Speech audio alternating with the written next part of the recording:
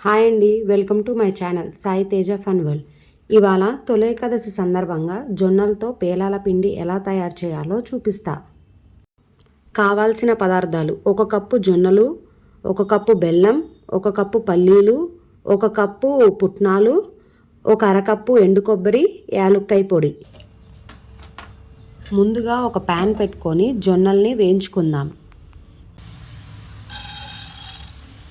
కొన్ని జొన్నలుగా వేయించుకొని పక్కన పెట్టుకోవాలి. జొన్నలు వేగిన తర్వాత ఈ విధంగా పేలాలు అవుతాయి. వేగిన పేలాన్ని మాడిపోకుండా తీసి పక్కన పెట్టుకోవాలి.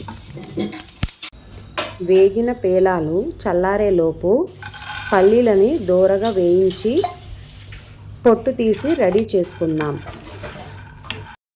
పల్లీలను చల్లార్చి చెరిగి పొట్టు తీయాలి. ఇప్పుడు పల్లీలు, ఎండు కొబ్బరి, పుట్నాలు మిక్సీ పట్టుకోవాలి.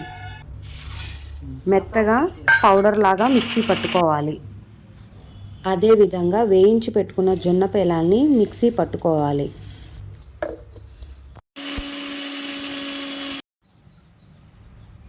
అదేవిధంగా రెండో రౌండ్లో బెల్లం కూడా కలిపి మిక్సీ పట్టుకోవాలి.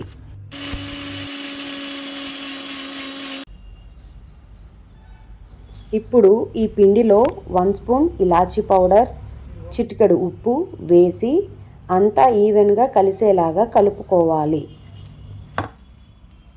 జొన్న పేలాల పిండి రెడీ. మీకు కూడా నచ్చినట్లయితే లైక్ చేయండి, షేర్ చేయండి, సబ్స్క్రైబ్ చేయండి.